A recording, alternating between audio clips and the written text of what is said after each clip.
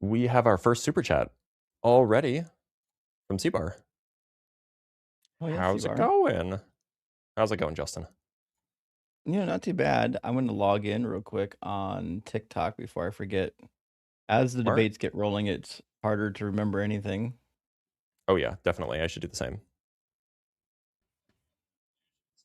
We're logged in there now. Perfect. I see people piling in now. We're getting the usual suspects. Yep. Gretchen up in the house. Good to see you, Gretch. C-Bar. Richard. Sonder. Richard said, Ian being late is my religion. I mean, it's probably the one true religion, to be honest. I think that's probably correct. Oh, wow. I don't know much, but I do know much about Ian. And one thing I know for sure is that Ian's gonna be late and possibly show up with a acai bowl. What is it? Three things in life are certain: death, taxes, and Ian being late. That's right. Yeah, that's 100% it. Also, how sad is it that the world we live in has an idiom for taxes being so certain? It's pretty bad. It's weird, Um, right? Like, there's no other social construct that's has that degree of certainty. Anyway, we have a $10 super chat from Bacon and Bush. Second super chat. I'm number two. I'm a number two, y'all. shit. Is Okay. that a poop joke? I don't know. It's a yellowish one, so it's hard to. It does maybe Oh feel like boy, it that's might not be that's not good for you. It shouldn't be that yellow color. and runny is a bad sign. You got to call your doctor No. immediately. Yeah, absolutely. In fact, call your doctor immediately anyway. It's good to get a checkup. That's true. don't Just don't call your wait doctor. Like most for people the engine here to probably explode before you take the car in. most people here probably need to see a doctor. Like let's be real. Yeah. That's the case. And We never have ignore another symptoms. $10 super chat from Birdkeeper Mikey. I just did some research on Dr. Ben Carson. It does kind of blow my mind someone so academically decorated as a young Earth creationist and is now in politics. Scary, rock hard for dog, gay for Blitz, gay for Justin, gay for Ian. It's wild that like someone like Dr. Ben can be. I like to believe he's intelligent, but it's almost like he's purposely shut himself off to learning something different other than the medical sciences. And because he shut himself off, it's impossible for him to grow in any other area. Also, I've seen him talk. He doesn't come across as intelligent. Well, he Like does he say says some very dumb dumb things. things. Yeah. And so like and look, my mother's a physician and when she tells me stories about medical school, um the funny thing is that she describes the surgeons as like the jocks. Oh, It's like a very different cultural thing from what I've heard. And at least if Scrubs is correct, which of course you haven't seen because you hate fun. Um right. Exactly. the surgeons in Scrubs are like the jocks. They're the cool kids, whereas the medical are the nerds. So maybe there's something to that. There might be, maybe because the surgeons just have to like go in and fix the problem, whereas the Yep. doctors have to do the actual diagnosis, and that takes They have to the like they have to like think about like the surgeons. They go in, they cut, they do their job, and then they're out. yeah, the doctors are like the coach, and the surgeons are like the football players. Yeah. Okay, From Mr. that makes sense. Pacho, uh, with the $20, which is always so generous, accidentally pulled up VertStream for a second, and I barfed so hard I went cross-eyed. It's like seeing impossible geometry from Cthulhu's home dimension. Sorry, it's not that bad, is it? Can't be that bad. Friends, the thing is, there's a lot of people that still do like the vertical stream, not as much as the horizontal stream, but also the vertical stream gets us into the shorts feed on YouTube, Hmm. which draws in way more callers than the horizontal feed. So it's one of those things.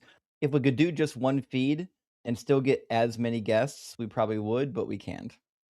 And I mean, also like the vertical feed is good for TikTok because nobody wants to watch horizontal in TikTok. Yeah, we already have to produce a vertical feed anyways for TikTok, so it's not a problem to reproduce it on YouTube. Yep, especially because it's on the same channel. And from Scott Duke with the $2, allegedly Ian, more like eventually Ian. Boom, roasted, destroyed, Ooh, credibility annihilated. I love that. I love that you have that. it's the It's so one good. button I consistently use. I mean, that's fair. We have a few more super chats to go. We're still waiting for people to roll in. We are only at 190 people on the TikTok vertical, and I should be paying attention to the other ones, but I'm not. So we'll get some more people in here eventually, but we are just warming up. We're only 5 minutes in. Um, from Relax with Russell with the $5, Ian will be late today. Truly, I tell you. Them he rolled the scroll up and sat down. Wait, Yeah, then verily, he rolled. verily.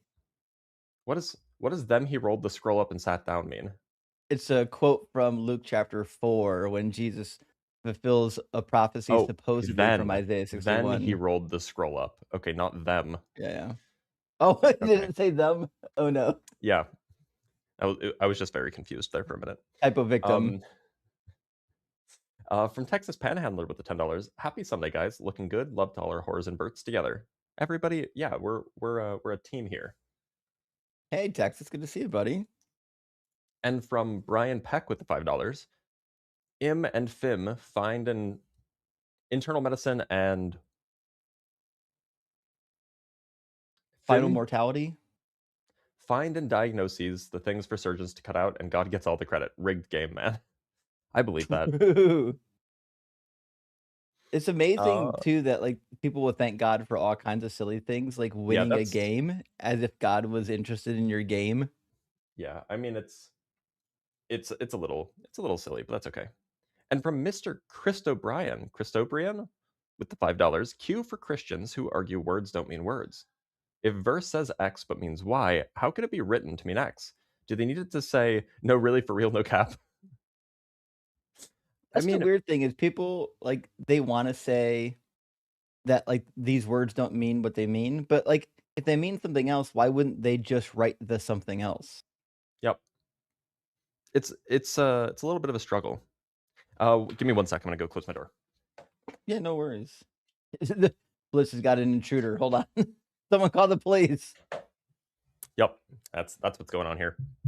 So I've actually been running a Did new you argument lately, Yeah, yeah. against specifically Christians, and I don't, I've only used it a few times, but I like it quite a lot. And I'm not as biblically well versed as you are, but what I do know is that if somebody comes on and asks, and tries to convince me that I don't know that like a necessary foundational being with agency or whatever is I'm just like, look, if you're a Christian, then let's talk about Christianity.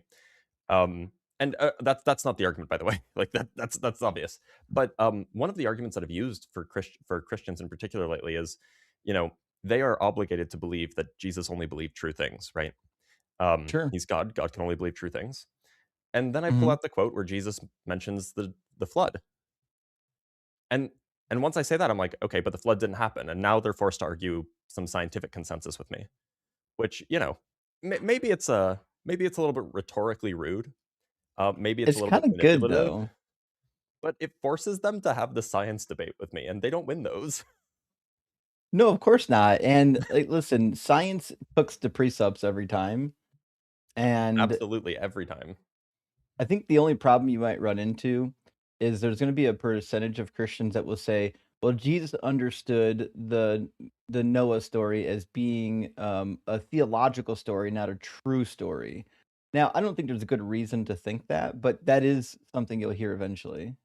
So somebody tried to bring that up, but it's just not the case, right? I mean, if you look at what's happening, it's in like Matthew 27 or something, um, Matthew wherever it 24, he is. mentions There Noah you go. Yeah, getting yeah, it's that one. suddenly getting wiped out, yeah.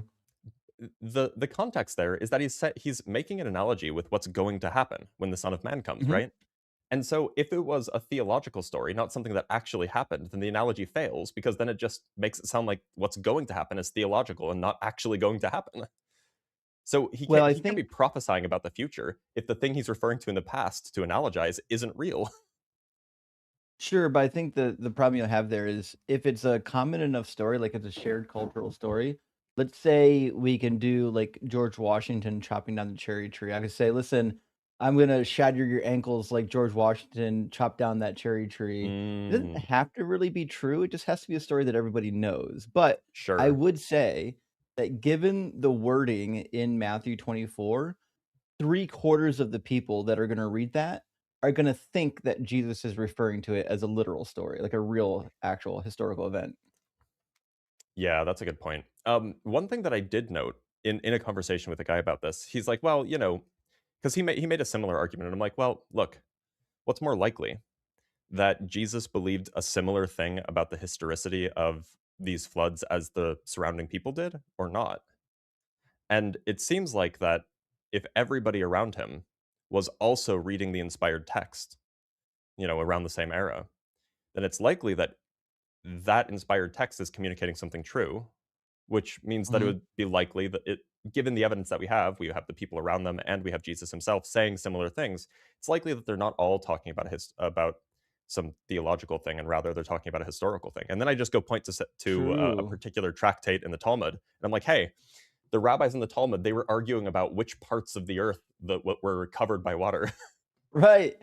Well, you can Be- definitely show too that even, just reading the text from Genesis, it wouldn't make sense if it wasn't a real story, because the Genesis story only makes sense if God's complaint that men have actually become wicked and evil is a true complaint. If that yeah. complaint is true, then the flood can't be a metaphorical flood, it has to be a true flood. And if it's all a metaphor, what's the point of the whole story anyways? Well, look, we do have some guests to bring up, so we should probably do that. But let's read just a few more super chats, and we'll bring up our first guest. So from Brian Peck with the $5, we have my words are failing this morning. Internal medicine and family medicine, find and diagnose. Okay, yeah, that makes sense. I am an FM. Got it. Mm, family medicine, gotcha. And from Space Lord of 75, the far side. Noah tells the animals, too bad about the unicorns. All carnivores will now be confined to the lower deck. Far side is always cute. It's Yeah, always yeah. fun. Oh, somebody says audio. Audio glitching? Audio glitching? Are they Really? getting audio glitches on vertical? Because I've had. Oh, yeah, yeah, we're getting audio glitches again. And I think this Really? happened We last time I hosted. we didn't Or start out with one. no. Um, and my connection looks fine. It's just really frustrating. I don't know why this happens. Well, let's bring on our first guest. Hopefully, hopefully it won't be a problem. Let's bring up Andy Blanche.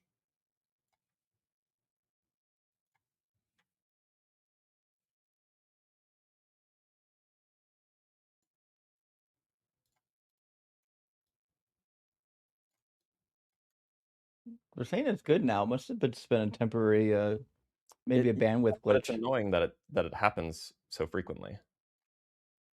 All right, it looks like Andy doesn't want to come up, which is fine. I mean, Andy doesn't have to come up. There he is. Andy, how's it Oh, going? I'm right here. Can you hear me? Can you hear me? We can hear you. Hey, Hey, I'm pretty good. I'm pretty good. Glad to hear it. Andy, do you believe in a God? Sorry, you cut out for a second. What was that? Sorry, you cut out for a second. What was that? Do you believe in a God? So the reason I'm up here is I was recently presented with an argument by a Christian, and I was wanting to run it past you because it did stump me. I suppose that's fine. Right. So the The argument he argument he brought up brought up was was that that there's there's only only the the three three possible possible causes of causes the of the universe, universe. which was it popping into existence, it always existing, and a god bringing it into existence.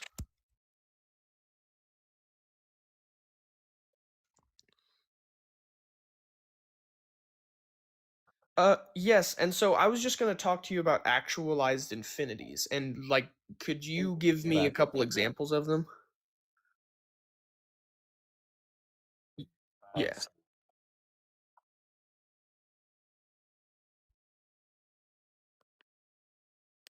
I don't know why my audio.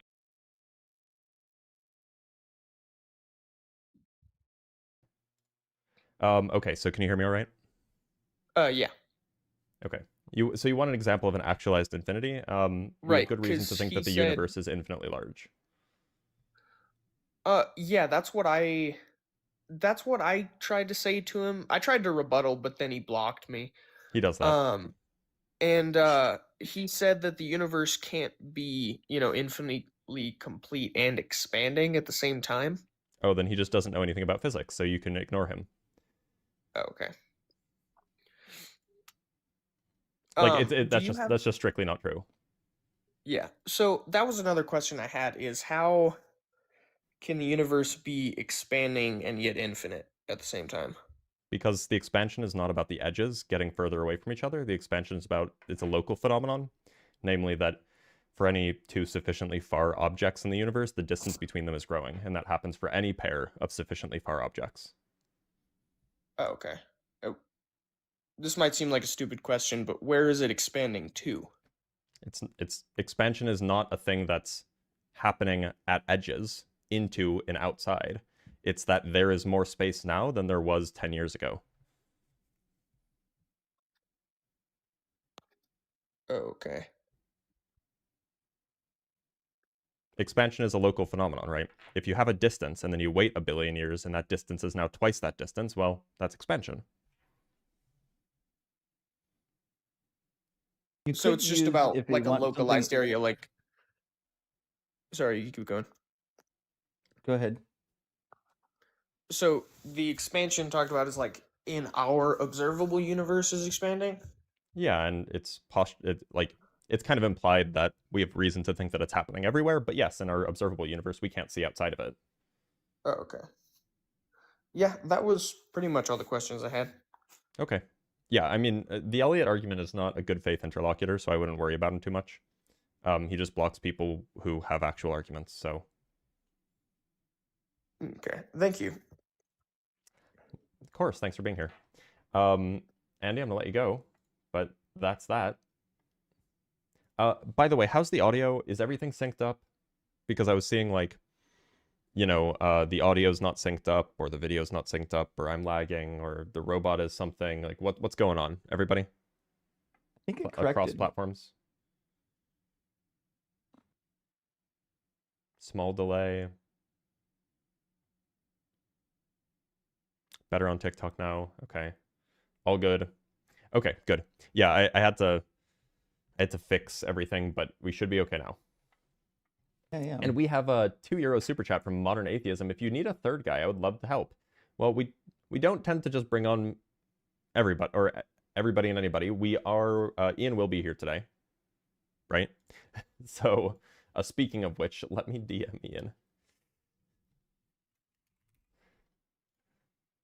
We do have some, I guess, fill-ins that come on if one of us miss, but Like in typically we advance. kind of reach out to them.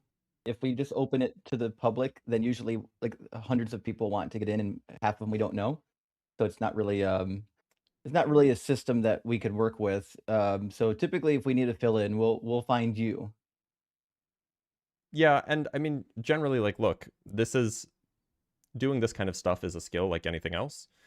And so if it looks bad for the show and it looks bad for the guest, if we bring on somebody who's not experienced and then just does badly, right? Which is, it's just unfortunate for everybody. We're trying to make a point here, and if people come on and make a bad argument, then it kind of distracts from the point. Can we get I Angry would say Danny this back? though, Maybe. the community, the debate community is popping enough that anyone with a little bit of free time and some good arguments can make a name for themselves and get themselves noticed without having to get on one of the other big platforms. If you got good arguments and you're entertaining, the algorithm will pick you up, I promise. Although it certainly helps to get pulled onto a bigger platform. Nobody's ever Sure, going to sure. complain about that. We have a few more super Definitely chats, won't hurt. then we'll bring up our next guest. From Relax with Russell again, thank you so much. Dr. Blitz, I was listening to an older episode. You said a ball isn't a state of affairs. How can that be? Isn't a ball a certain arrangement of matter with forces working on it? Is that a state of affairs? So I think of a state of affairs as like the collection of all, or as the configuration of reality. So like a ball would be part of a configuration of reality, but it's not it is not a config. What am I trying to say? A state of affairs I think of as like the whole thing. The ball is just a very small part of it. So maybe that clarifies the question. Check OBS audio bitrate. Okay. Audio. It says 48 kilohertz. Is that good? Pretty good. Yeah, you'll be fine. 48 And one kilohertz more, and then we'll bring up high our def next for sure. guest. Truly, I tell you, there are some watching here who will not taste acai bowls before they see the Ian of allegedly coming in with his calm down mouth breather. Hashtag indecent for Ian. Hashtag bricked for Blitz. Hashtag Jorkin for Justin. It says You know Justin what? is a robot. When I'm listening to Ian a lot, I'll have the phone like sitting down somewhere while I'm doing stuff. And the minute I hear settle down mouth breather, calm down mouth breather, I pick up the phone because I gotta see this shit. Yeah, right? All right, let's bring up our next guest. We have Zishan. Zishan.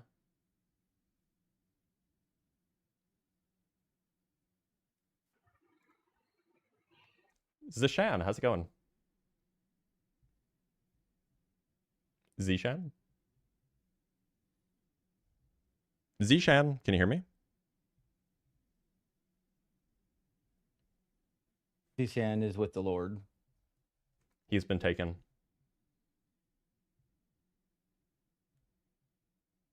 Okay. All right, well, that was fun. Glad you could be here. Modern Atheism sends $5 to write, I would love to collab one day. I have an atheist channel and I have good debate experience. Well, I mean, like, I'm not gonna say definitely, but yeah, hit us up. We can chat. Hit us up. Listen, I have no problems coming on your channel to get to know you, friend.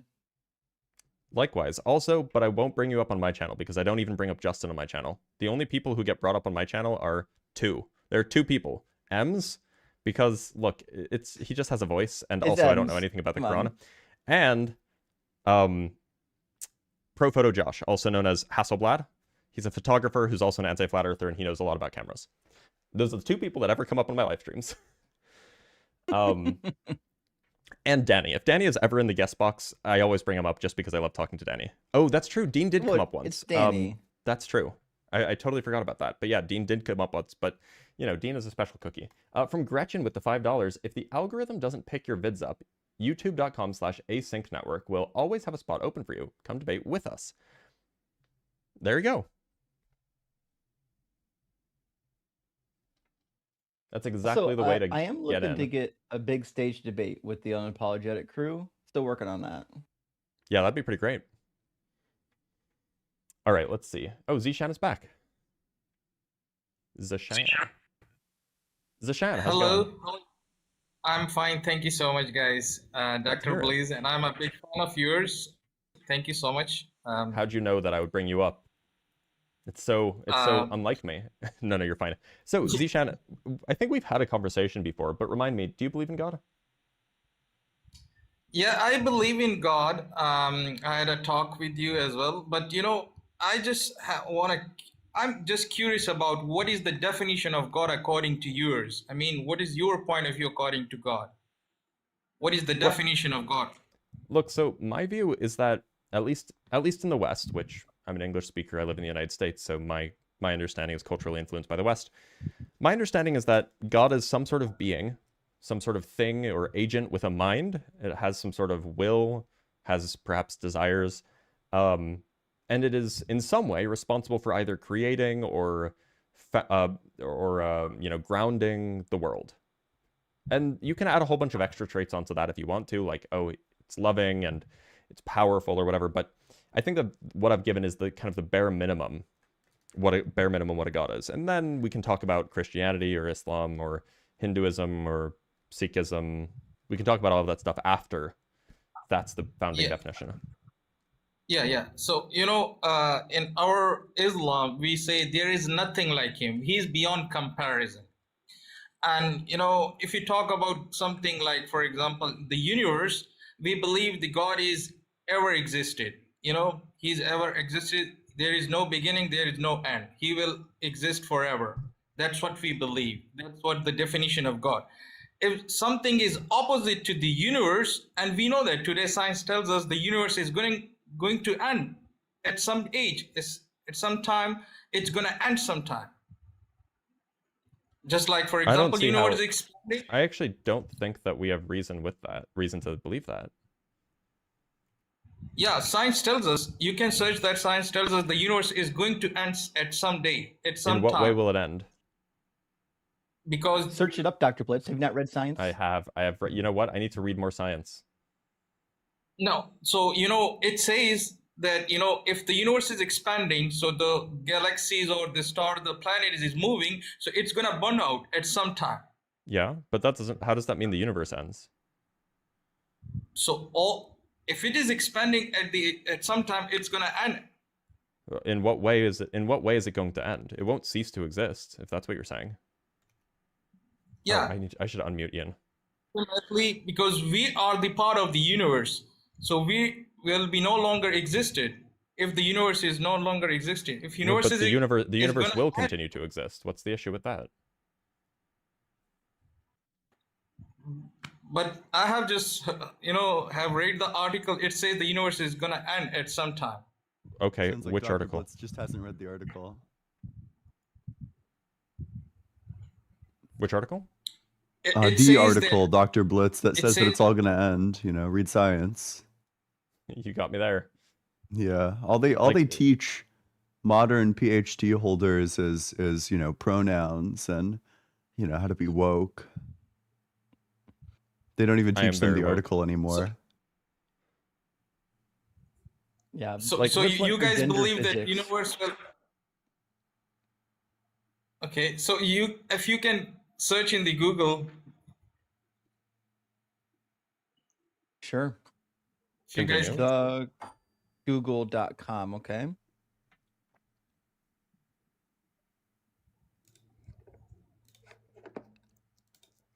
What are we searching in the Google? I mean, the universe is gonna end at some time. That's what they tell us. Okay, why don't we Google when will the universe end? Oops. When will the universe end? Recent studies suggest that the universe could end in a big crunch in approximately 33.3 billion years. So it could end in 33.3 billion years. Other theories suggest a big rip or gradual heat death trillions of years from now. Well, a heat death isn't an end. A big rip would be an end. But this is not some scientifically agreed upon thing, if that's what you're getting at.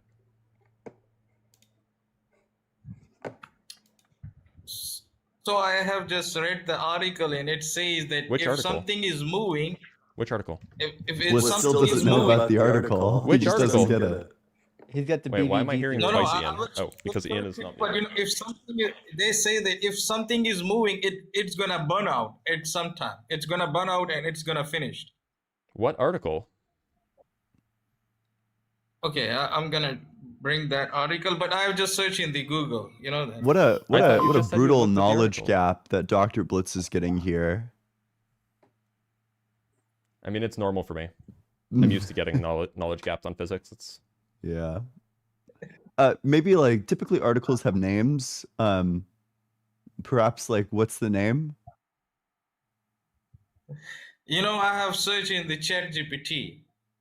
so then why did yeah, you say we that can there was an tell. article? I grant that. Chat GPT is gonna, pick certain things from the article. Obviously, he's not gonna say on its own.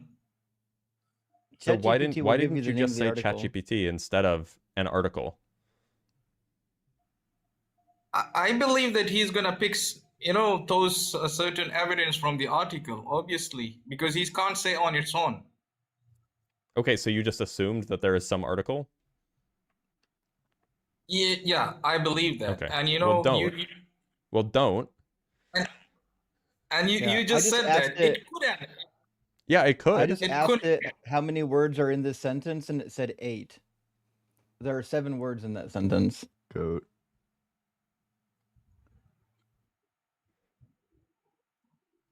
So you guys ChatGPT don't is believe not that the smart. universe is. So you guys don't believe the universe is gonna end. No, there is no big end of the universe. That's what you believe, guys. I at least don't have Well, good it's not reason to gonna think end. that it definitely will. Yeah, This I is not suspect something we have all strong of evidence us. for. are of the same opinion, which is if the claim that the universe is going to come to an end is substantiated, we need to see the evidence for that claim. I don't see anything around us that would suggest that that is the case. One of the reason could be, I just told you that if it is moving, it's gonna burn out. Why would that follow? It's like a crazy non sequitur. Yeah. Also, Ian's a little bit quiet. If we can turn Ian Yeah, up, that'd be I just helpful. turned him up. Thanks.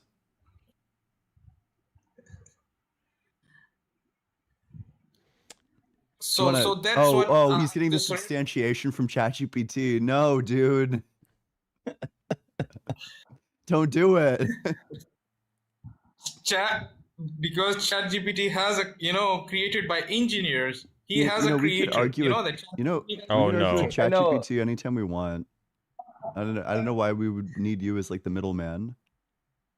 It's a program. Obviously, it's a program. So somebody has a program of your ChatGPT. Yeah, So I know. ChatGPT can't do anything on its own. But Ian and I both program software for a Mhm. living, although I quit doing that. But the reality is, software is not smart. Okay, it's got a lot of limitations, and that's why both of us software programmers don't rely on it for what you're doing. Yeah. ChatGPT is like, it's like all right for very like basic, like old pieces of information. Like it's not good at like cutting edge things, and it's not good at like nuanced complexity. It's basically just a web crawler, man. Okay, so I believe I would search that if universe has an end, because although it has a beginning, but what I explained to you guys, that if it is expanding, if it backtrack, it's gonna start from certain point. If we backtrack that, it's gonna start from certain end. That's what we believe. No. If it is expanding, The expansion would have a starting point, not the universe itself, right? So if you look at water rippling, like you throw a rock in the water and you see the ripples, you can reverse that ripple and it goes all the way back to the point where the rock hit it. But it doesn't mean that the water ceases to exist prior to throwing a rock in it. That's such a good analogy. I love that. Yeah, did ChatGPT generate that for you just now, Justin? But I actually fed it to ChatGPT. It's in the zeitgeist now. Good use of the word zeitgeist. By So the way, for if those watching, this everything is has- called. By the way, for those watching, this is called positive masculinity, where two men, Justin and I, we lift each other up. We don't see? bring each other down. Exactly.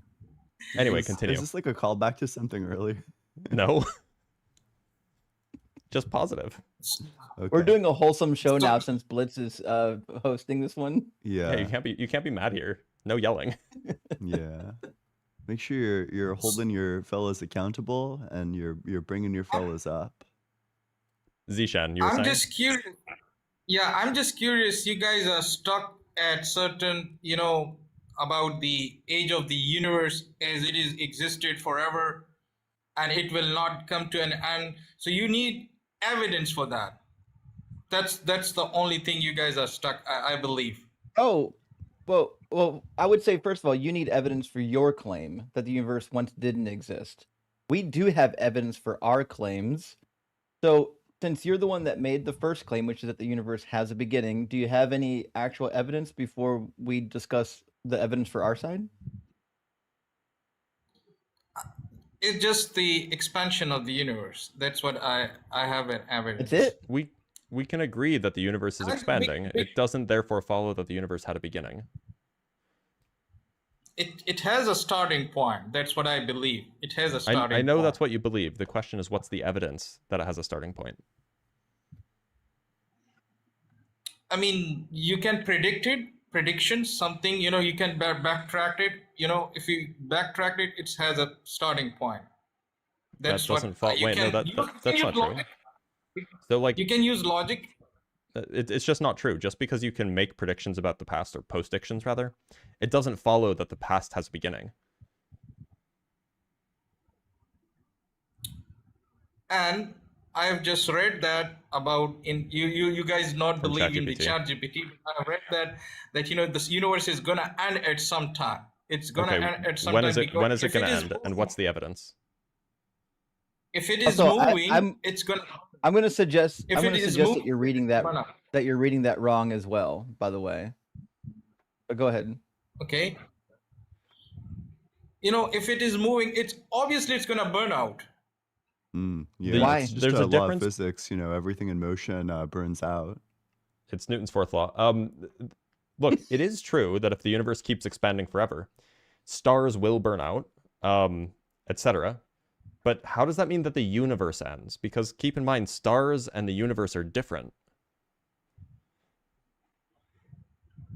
Stars and universe is different. Stars are So in the universe, but just because the stars end doesn't mean the universe ends.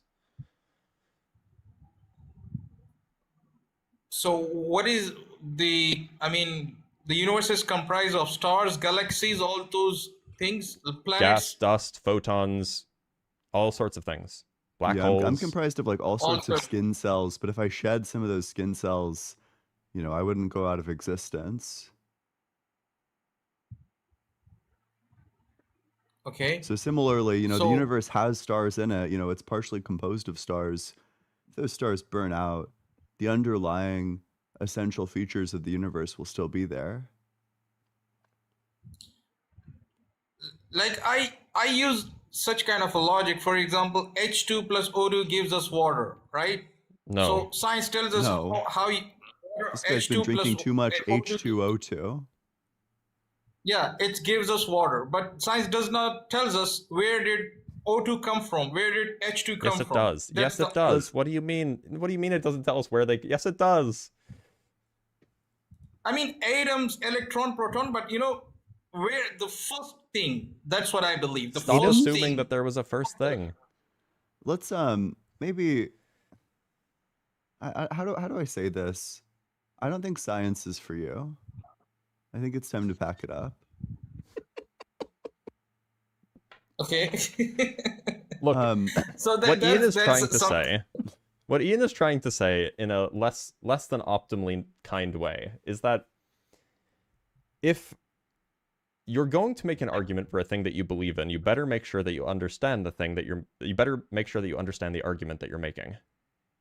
And it just seems like, if you have a physicist here telling you that you're wrong about the physics, and then you're like, no, but ChatGPT says, it's just not a winning strategy. Yeah, I agree with you. I agree with you because you have read the articles. You have, that's what. And ChatGPT is collecting knowledge and all the things from the already available sources. That's what ChatGPT is doing it. No, it's not. It's collecting it from the most readily available sources, and it's not synthesizing anything. It's grabbing Reddit threads and YouTube videos. Yeah, it's like maybe it's maybe like 2 or 3 layers more complex than just like tapping the autocomplete button on your phone. It's not saying true things, it's saying things that sound like true things. It's And saying things that have sometimes- been said before. Yeah. I mean, it depends how you ask ChatGPT. For example, if I ask ChatGPT, please, I need evidence from the recently published articles. Okay, so why don't you It just depends pull up how the you recent... ask it. Why not you just It pull up doesn't- the recently published articles then, rather than relying on ChatGPT? Yeah, it also hallucinates those articles and the sources. In fact, I have an LLM that I created that runs on my private library, and it will hallucinate sources in my actual library when I ask it for sources. Okay. Yeah, it's just hitting So the autocomplete button. That's all it's doing. It's generating things that sound like real title names. It's creating sentences that sound like real sentences. And it can do this with some level of accuracy, but the underlying problem remains that it hallucinates all the time. It hallucinates.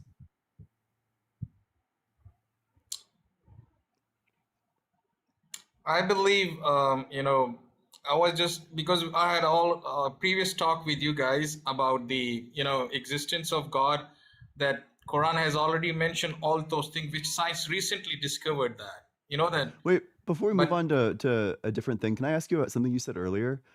Earlier you made the claim that God is beyond comparison. So when we say that God has like some attribute, some property, are you saying that we would have to be equivocating on that? Because you've locked yourself out of the idea that when we say like God is all loving, God is all knowing, that it's like an analogy. And you're saying that, you know, we can't know specifically what it is. So does that just mean that whenever we say like God is loving, we're just equivocating on the term loving?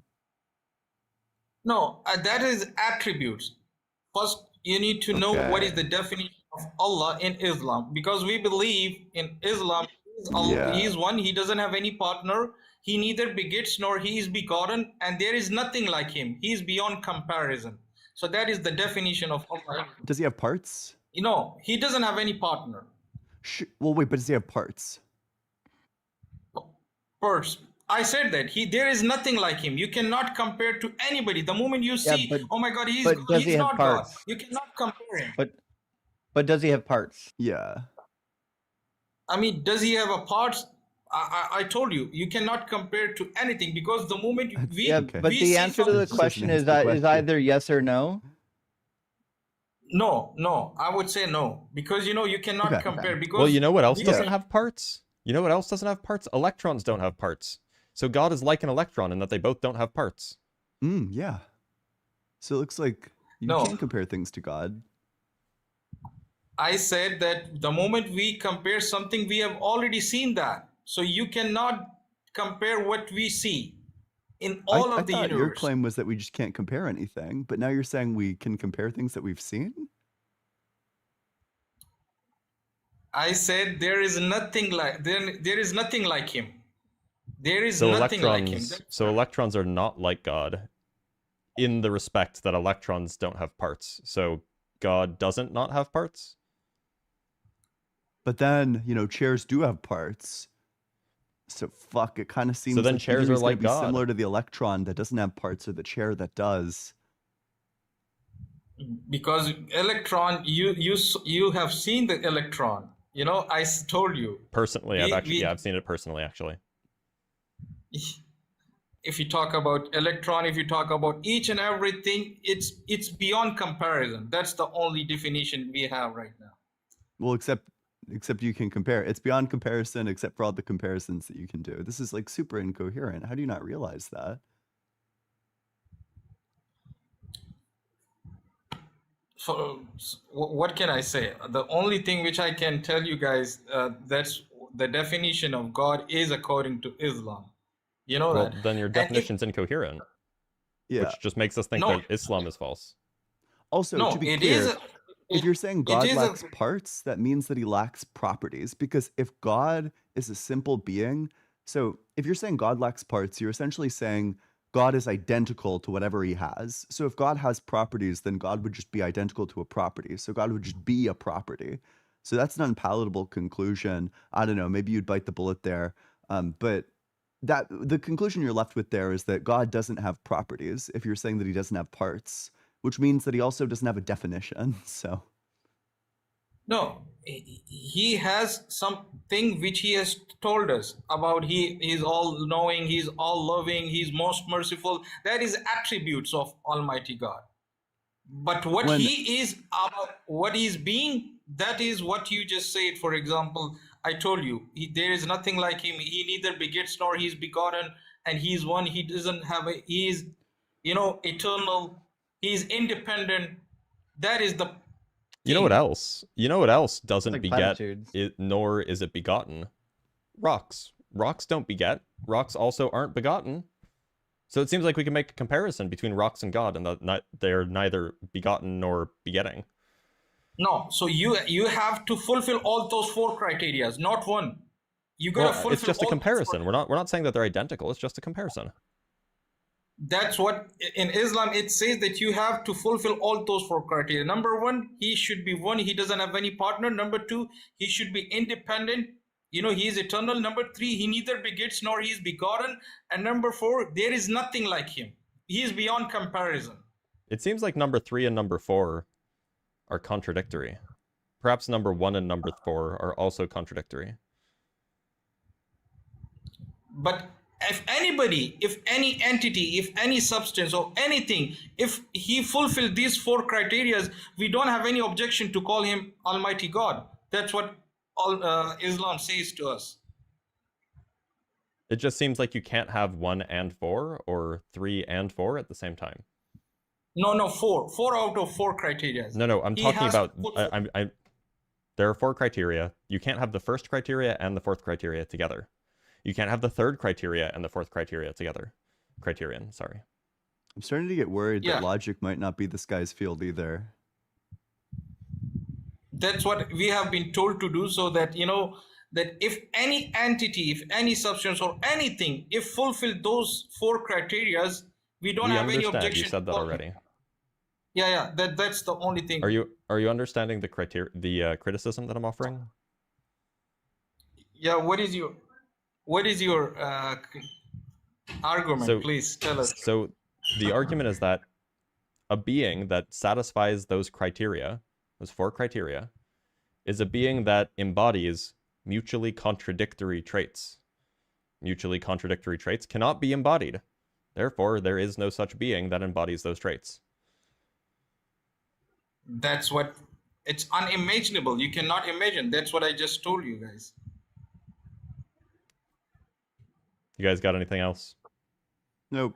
Nah. At the end, I want to tell you guys, thank you so much for joining. But that's my first argument was actually about the universe. The universe is gonna end at some time. I just read that from the ChatGPT because you guys don't do believe that. it. And earlier we had a talk about the universe because I know, all the I know. things which, yeah. We I were don't there. think we We need a had- recap. Zishan, I'm gonna let We're you go. here But thank you for for it. being on Yu-Gi-Oh. here. Right? That's what it felt like. Usually, like, I'm fine doing a recap if it's like my show, but like, why would the guests do a recap? All right, we do have some super chats, and then we have a few guests in the guest box that we can bring on. So let's read some super chats first. From Dade Murphy with the $2. Hashtag excuse me. What is a god? Or no, of what is it made? I don't know. What do you guys think? Obviously, essence. Yeah, probably you want to say like Essence. substance. Nature's, perhaps. The Trinity to me is the most like intellectually bankrupt idea in all of religion. I used to not address it, but now it's like all I can think about. It's the biggest piece of nonsense ever. Yeah. All right, from Bacon and Bush with the $5. Just read the article, search the ChatGPT. Obviously, it won't say it on its own. What part of that doesn't make sense? No, I refuse. No, I actually do use ChatGPT fairly frequently in my work, but I use it as a rubber ducky. For those of you who are software developers, you guys know what rubber duckies are. Blitz, I have bad news. I actually have no idea what Yeah. you're talking about. You Yeah, don't, what I do have no idea what you you're don't know talking what about. Okay. There's a programming tradition where you'll have your software developer, your programmer, or whatever. You put a rubber ducky on your desk in front of your keyboard or something like that. And then you talk to the rubber ducky to explain how your algorithm works or whatever you're working on works. Because just the act of explaining something, you can catch yourself in making mistakes. No, it's all vibe coding nowadays. Maybe they did that in like boomer era Dr. Blitz territory, but the kids nowadays, it's all vibes. Oh, I'm gonna cry. You just go in there and you thug that shit out. I don't know From what to Scott say. Duke with the $10. For each host, what recent development, discovery, cool new thing have you learned pertaining to your field of specialty? Gentlemen? Fellas? Oh boy. New thing?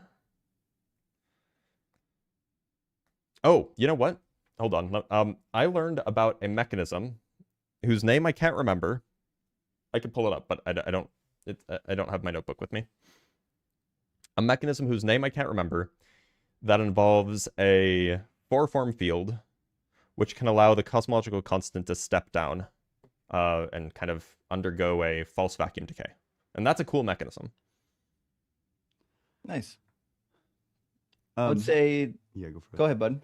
Oh, sure. I don't know. I'm reading into disputes about like the ontology of time, and it draws a lot. It's the sort of like metaphysics that I really enjoy. I think it's easy for metaphysics to turn into nonsense, but It's the sort of metaphysics that draws heavily on science and especially fields like relativity, um, in order to give an accurate account of the nature of time, whether it's like a substance, like a thing that is independent of the stuff inside of it, in some sense independent of the stuff inside of it, or whether it's like it just reduces to like the relations, like all there is like the objects, and then they have like certain like spatiotemporal relations between them, and then space-time just is that. I don't know. It draws in like a lot of interesting arguments that also have a really long history going back to people like Aristotle through like Newton and Leibniz, all the way up to like Einstein. Nice.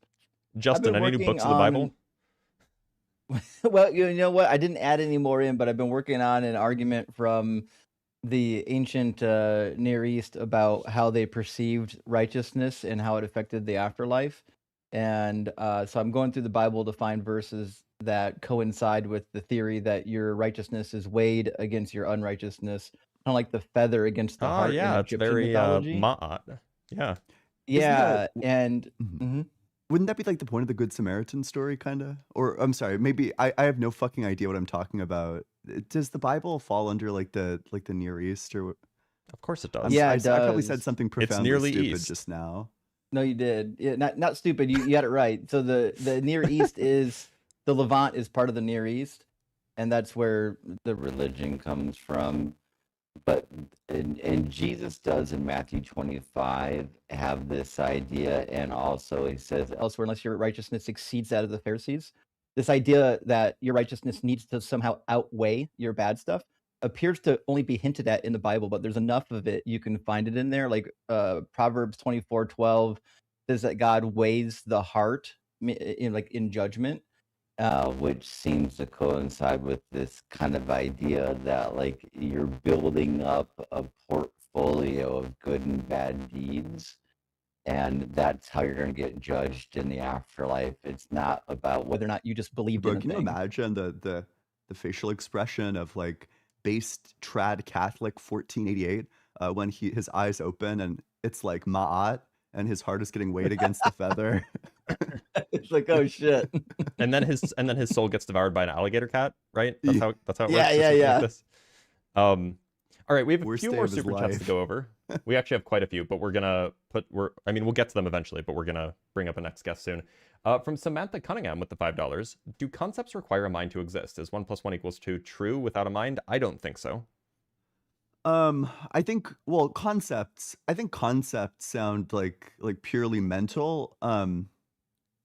Maybe not. Um, okay, so there's obviously like the mental representation of the thing. I don't know. That's I the think it's question, isn't it? debatable. Is there a thing beyond the mental representation? For a lot of From things, surely, yeah. Yeah, definitely, but perhaps not for everything. From Yeah. Vev Dude, positive masculinity is tucking your homies in and kissing them goodnight. True. True. That's being a good homie. From Relax with Russell with the $2, debating using ChatGPT seems like cheating, to be honest. It actually does. And ChatGPT, people worry about like ChatGPT taking their jobs. ChatGPT might take me and Justin's job. Yeah, I think We'll at see. least right now, I think ChatGPT, absent like good rhetorical skill, I think like if you had like a lot of rhetorical skill, you could probably get away with using nothing but ChatGPT because you could just Mhm. say what it says very confidently, Yep. putting like emphasis on various places in the sentence. I think for the average person, ChatGPT is going to spit out gibberish. They're going to like embarrassingly mispronounce the words, and then it's going to be obvious that they're a fraud. The other thing is that ChatGPT refuses to insult people, which, is required for any sort of True. debate content. And we'll do one more super chat, and then we'll bring on our next guest. From Dr. Fudge with the $10, H2O2 is the sequel to water, drink it up. There's a good joke here. Two chemists walk into a bar. The first chemist goes up to the bartender. Bartender says, "Hey, what do you have?" Chemist says, "Oh, I'll just have some H2O." Bartender, just pours out some water, and chemist drinks it. Second chemist comes up. Bartender says, "Oh, hey, what do you have?" Second chemist says, "Oh, I'll have some H2O too," and then dies. Nice. Like, that's the joke. All right, let's bring up our next guest, and we'll move on. We do have a bunch of super chats, but we don't want to keep people waiting too long. So let's bring up Zid.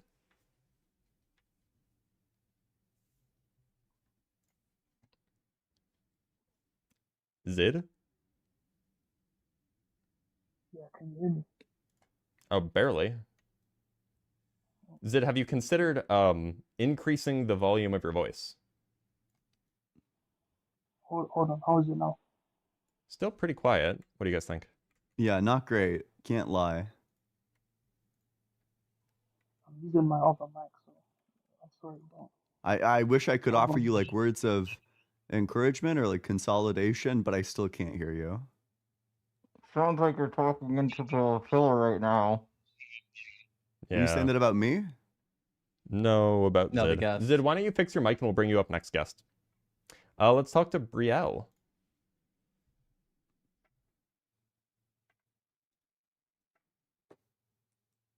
Oh wait, one sec. What?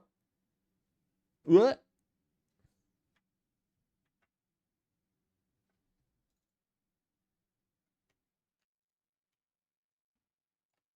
By the way, Justin, you teaching me that if I hold Alt, I can resize things or like drag Oh the yeah, borders and crop things. That is life-changing, by the way. that's what's up right there. Yeah. All right, it looks like Brielle doesn't want to come up, so let's bring up Deron Dukes. Deron, how's it going? Hi guys. So I am like ex-Muslim, not religious, Mm-hmm. Do you and believe in a god? yeah. So still, I could like I right now I don't have any religion or I don't believe anything, but I have still doubt about whether God exists or not. And I left. I'm ex-Muslim, by the way. I understand. So, what doubts do you have? I'm just thinking about like how this world come without nothing. Is there behind the creator? You know, a lot of things going on in my head sometimes whenever I'm free. I mean, it's good to ask questions. It's just not clear to me Yeah. that like these questions are the right questions to be asking, or if they even have answers. I don't Yeah. know why that would make us think that there's a god, though. So still, like, I'm not confused, like 100% believe there is no God, or also maybe there is something exist, and then I see you guys really don't believe God. I think God totally. So I was like, how? Like, I want something convince me there is no God. I mean, look, it's okay to have doubts. You can be an agnostic. Generally, our view is we rely on a lot I of. am not agnostic. I consider not religious myself. So, which means I just follow my mind and my like who You can. myself. I follow my Okay, brain. you can Yeah. As be opposed to the agnostic rest at of us this. that don't follow our minds. Sorry. No, nothing. Well, it seems like true of everyone. I think everyone follows their mind. Yeah. So yeah. Even I think agnostics. it's But okay. look, this is probably not the space. I mean, there's plenty of spaces that get involved in deconstruction. You can join Justin, who's below me. Justin is a member and Oh, I see an how it is. I important thought member, we looked each perhaps. other up here. We do. Sorry. Let me. I got this. No. So Justin is a fairly prominent member of the deconstruction community. Justin, you want to shout out the Discord where maybe she could get some, assistance? Yeah. Check out the Deconstruction Junction. If you go to the Deconstruction Zone channel on YouTube, you'll find a link to it there as well. The Deconstruction Junction is a Discord for people that are like actively and post deconstruction. So if you've got questions and you just want to dialogue about some of these things, the Discord's a really good place to do it. And there's a lot of really smart people in there that have come out of all the various religions. Okay. And do you usually talk as a general or a specific Christianity or also Muslim? On all of them, we've got ex-Muslim, ex-Christian, all kinds of people in the Discord that can speak to the specifics of the religion. Okay. Okay.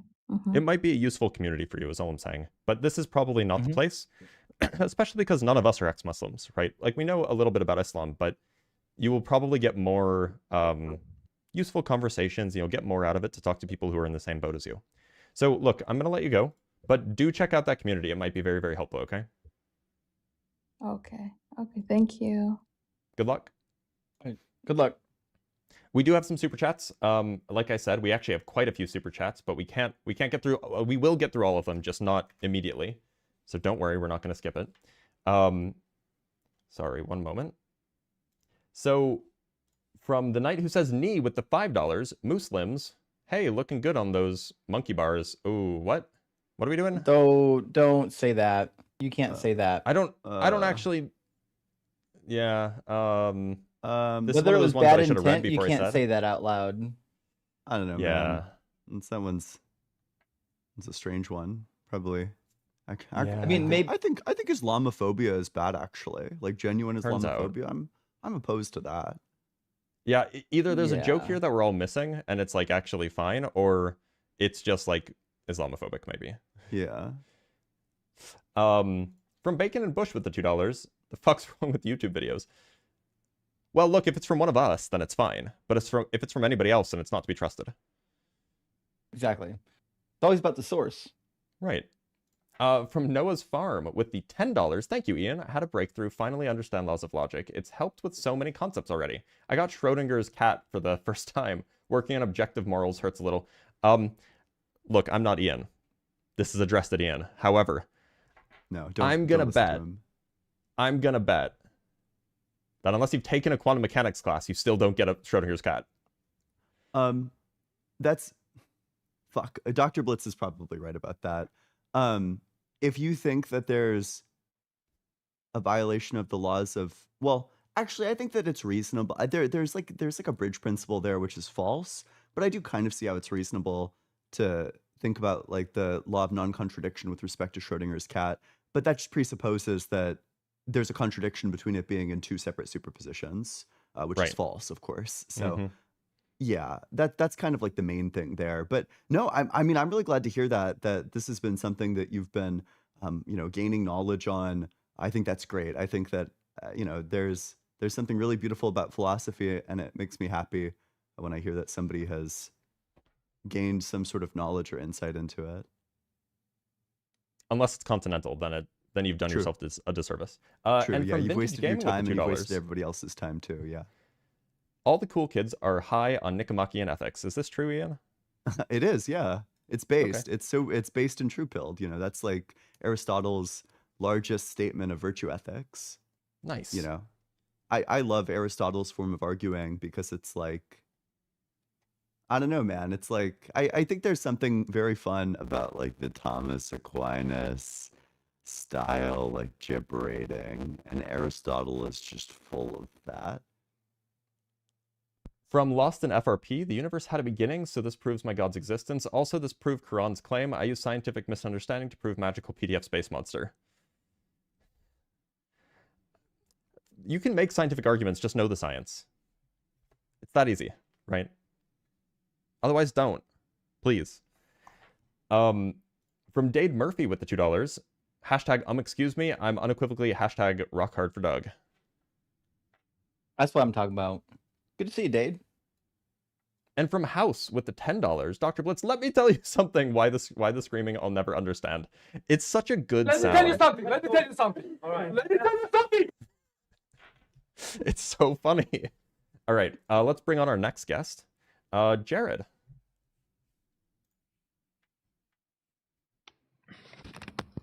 Jared, how's it going?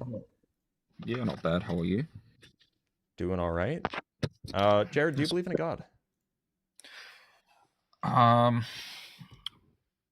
I'm an agnostic, probably. I mean, I just need to understand your view more, and maybe I just form a conclusion. But I just wanted to actually understand about why did you mention earlier on that what that guy said about the 4 attributes of God, like that he's all-knowing, he doesn't resemble anything, he's one, and he also said, I don't remember the fourth one, but you said there was a contradiction.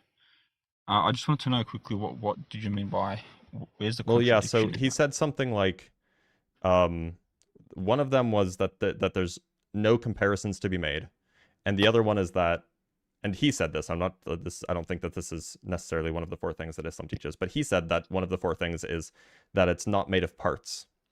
So just as an example, one can make a comparison between two things if they share a quality.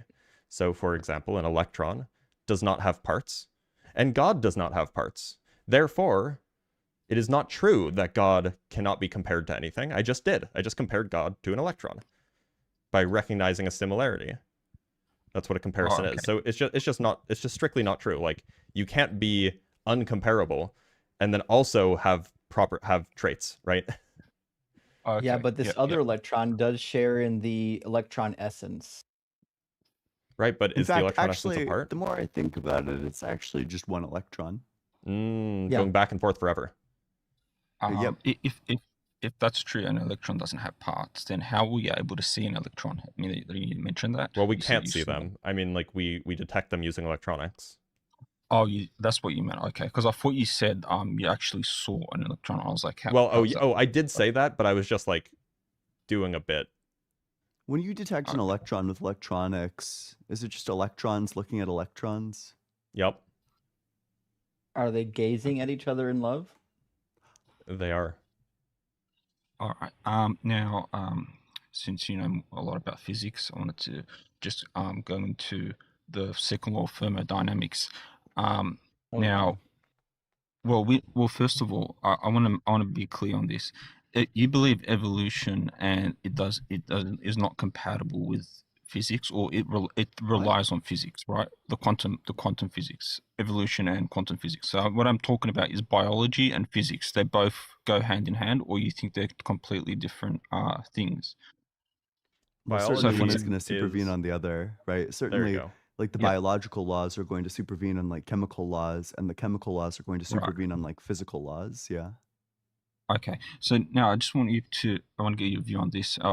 Well, if you can explain it to me, how does I know when things settle at when entropy becomes at a lower state, things self-organize. Now most everything that we see in the universe is mostly unconscious. It's not a biological structure. It's more of a thing that's made out of I'm assuming some form of particles. I don't know what they're called, but they're not conscious.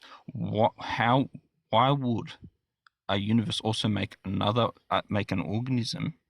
Well, I don't know how physics does it, but that has to have a brain and a coordination system and has to think. Like, why couldn't everything be unconscious? Why did something have to be conscious to be formed in that universe? Like, and nobody's not only that, saying that, like, counterfactually, Yeah. you couldn't have a universe that doesn't have anything conscious in it.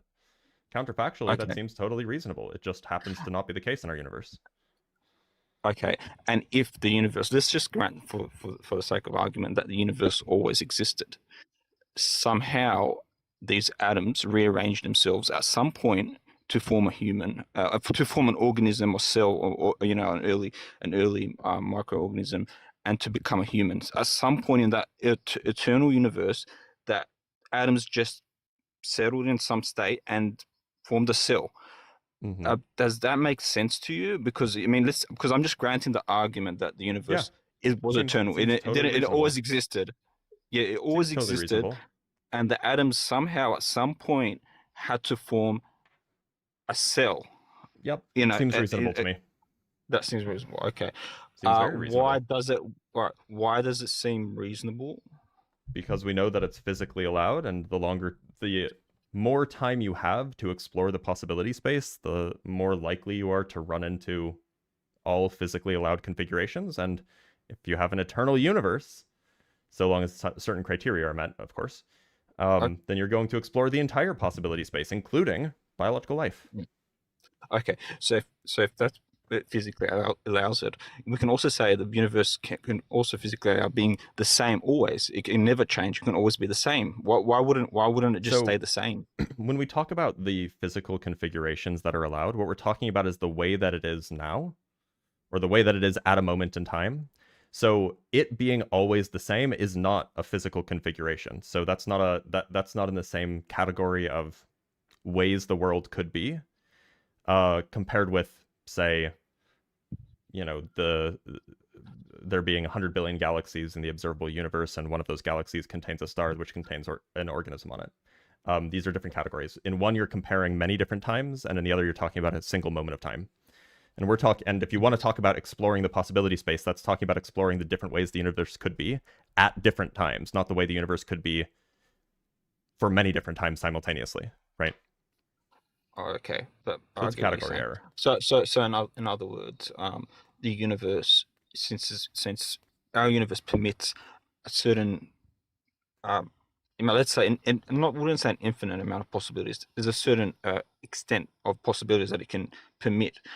You're saying that it has to rearrange itself throughout time. It has to rearrange itself in many ways until one of those ways would be giving life or making an organism. It doesn't One have of to, those. but it inevitably Yeah. will, given the laws that we know. It will inevitably will. Okay. Right, like if you have a box of gas, and each gas molecule, you stick a number on it, so you label each gas molecule, and you just let the box just exist. Eventually, every single gas molecule will occupy every single possible location, just because it's randomly bouncing around, right? Okay. Yeah. Do you think that answer that's a sufficient answer to what I asked you? Or I think so, yeah. Yeah. Okay. Fair enough. Okay. I think there was one other question. So, yeah, and you said something about the universe will well, it's a theory, obviously, or a hypothesis that there will be a heat death, or that there will be an end to the universe. But you're saying not necessarily. Just the universe might rearrange itself into another state that may not permit life anymore. Is that what you're saying? Well, so with the heat death model, or the heat death hypothesis, is just that the universe will eventually become cold and dead, but there will still be a universe. There will still be stuff. It's just very uninteresting stuff, and it's not really doing anything. But there are other models that that have different long-term futures of the universe, right? So, yeah. Because if the universe was truly eternal, then there would have been a heat death at some moment within that eternal time frame, right? There would have again, a heat death is a long-term process, so it's not a single configuration.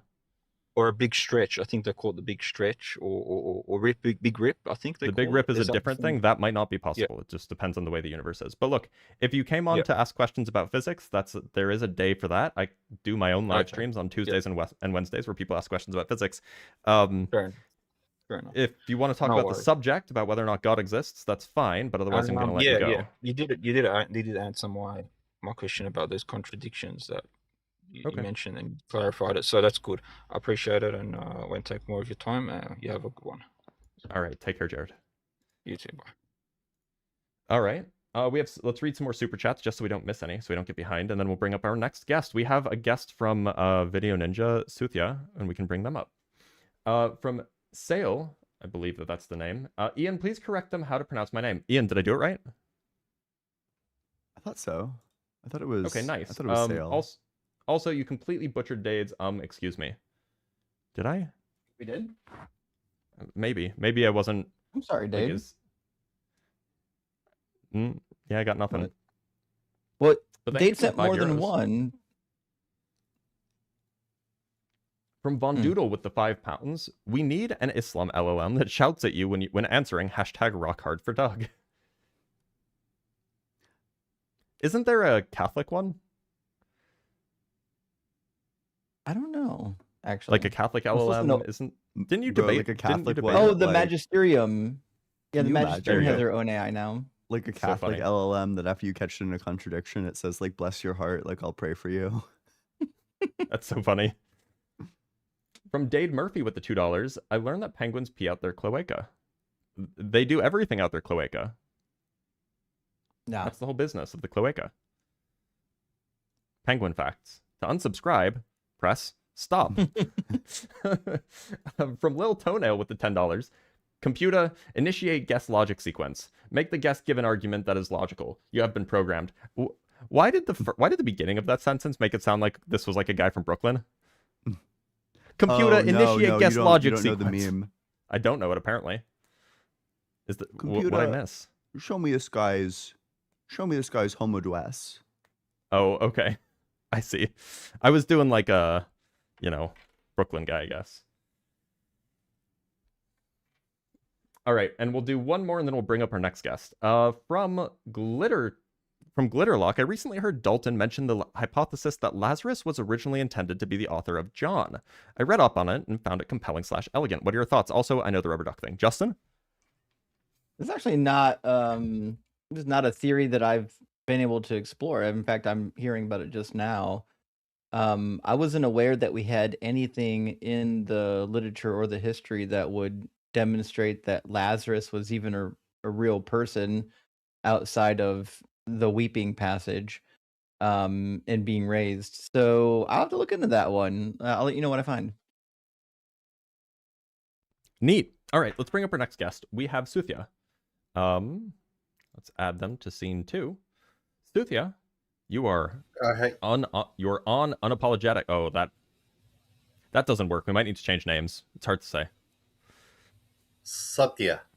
Sathya, great. Do you believe in Yes. God? I don't. I'm an ex-Hindu. Okay. I was wondering if I could address one of the things that Ian always says, that God's knowledge has changed. Would that be okay? It depends on your model of God. This doesn't apply to all models of God, and all models of time, but yeah. But I also keep see. in mind, we are looking So, for opposition, people who disagree with us on whether or not God exists. And it sounds I like you're see. an ex-Hindu, so it sounds like you probably agree with us. I certainly do. I mean, I binge watch your shows and I completely agree with you, but it's just that I thought Ian says God's knowledge has changed, and I was wondering maybe that might not be true. But then, taking on someone like Ian is a formidable challenge. He's an You hear that? incredibly good. You're formidable, Ian. Well, look, I'm very Sathya, flattered. we're going to let you go because we are looking for Okay, opposition here. We're trying to run an perfect. efficient, tight ship. But you can always join Ian's Discord server, and I'm sure that that's a place to have that conversation. Hmm. I see. There are waves of Ian sycophants who will give a defense of There you their go. argument. Take I care. see. Okay, thank you. And Ian, are you Yes. telling me that you don't participate in your own Discord server? Um, yeah, I mean, okay, I'm there every now and then, but I don't like to be involved with day-to-day moderation. When I was I don't mean more involved with moderation. I my mean just Discord, it like just led to like there's like answering lots and lots of questions. drama, and it got really messy. And I think, I'm there. I read stuff. I talk to the people there, and I'm there at book club, but I try not to be involved in like day to day. Like I'm not up to date with like all of the server dynamics, and I prefer it that way. That's fair. Now we have a few more super chats from Kieran Dave with the $20. I work at a frontier model provider and I just want to back the Trinity up. No model at the free first tier can engage academic subjects reliably. Fixing hallucinations is contextual and requires much more infrastructure. So when you say the free first tier, I imagine that means the first tier is the free tier. And that's probably true. I would believe that. How does the Trinity get We to are be part we of are the this? Trinity, as we're being referred to as the Trinity. Oh, I'm sorry. Okay, Yeah, so I get it now. I tend to, I am a user of the AI paid versions.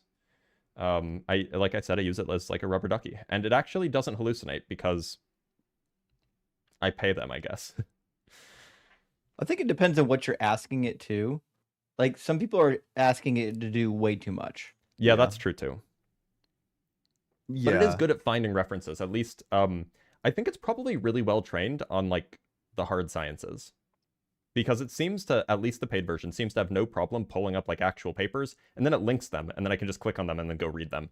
And it's very, very rarely does it actually make claims that the papers don't say.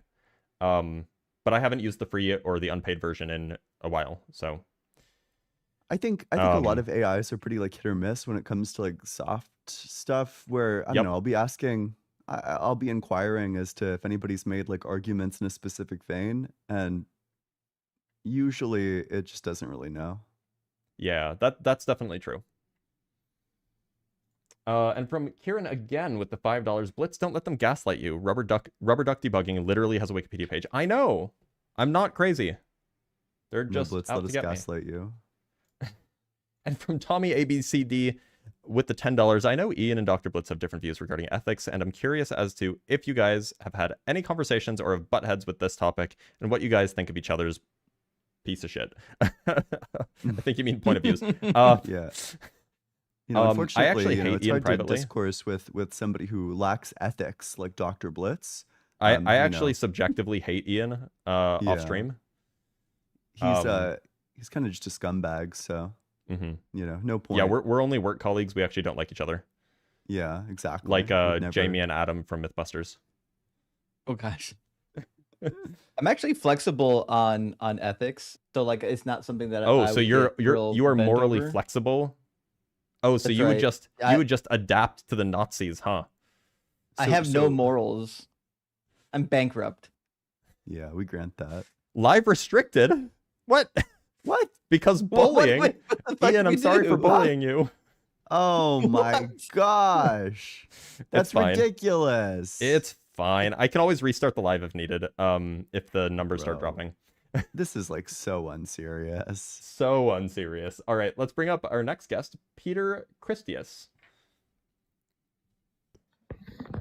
Hello, how are you guys doing? Doing all right. How's it going, Peter? Yeah, not too bad. I'll just preface by saying that I can't stay too long at the moment because I do have to head to sleep soon. But typically when I like request for either your live or Ian's live, there's a big queue. So now that there's no queue, I wanted to get in at least a quick conversation. Sure. Okay. It does sound like that there's some feedback. So if you're on like speakerphone or something like that, or if you're on Bluetooth, if you could change over to not be on that, that would be good. Let me try and fix that quickly. Much appreciated. My mic plays up when I'm on live. Is that better? You're good. Yeah. Okay. So I know that not really, but okay, it's fine. Yeah. Okay. If it's too muffly, then yeah, just let me know, and we'll probably have to retry another time. So I know that Ian has an argument that he likes to give for atheism. I was wondering if we could engage with that a little bit, because I remember taking issue to one of the premises. Sure. Yeah. You'll have to remind. I have like a couple of arguments, so you have to remind me like the specific one. I think the idea was supposed to be that there's no such thing as atemporal causation, and if God's supposed to be the creator of the universe, that means he's the creator of space and time, but he can't be outside of space and time in order to create it, something like that. Yeah, I mean, like the current version of that. Recently I've been running the Proclus dilemma a lot, which is just either God was creating without beginning or with beginning. If God creates without beginning, then creation just exists without beginning, because God doing something is sufficient for that thing being done. So then, you know, God creates without beginning, so then creation just always exists. The alternative is that God begins to create, but of course that would be a change, and all change happens within time. Time is the dimension of change. Therefore, God couldn't be the creator of time insofar as he himself would be within it. Sure. So yeah, I think perhaps if we entertained the first option, that in a sense God was always creating, it would seem to be the case that there are plausible theistic models which want to maintain that God is, I guess you could say, the metaphysical cause of all contingent facts. And we're going to be fleshing this out in terms of some type of ontological grounding rather than temporal causation. Examples of that would be things like truth makers grounding truth bearers, substances grounding accidents. You could even say supervenience relations or instances of grounding. So if a theist was to posit something like that God is the ontological ground of all contingent facts, and this wouldn't require temporal priority, just ontological priority, would you still take issue with such a view? Yeah, there are a couple of problems for a view like that. The first is that there's like some real sense in which God isn't the creator. You know, you probably don't want to say that when something is grounded in something else, that the grounding thing like creates the other thing. That's not entirely accurate. So you're going to one of the things that you're going to lose out on is the ability to say that God created freely. You're also going to lose out on the ability to make a distinction between the created versus begotten distinction that applies to Jesus, and that goes back to like the Nicene Creed.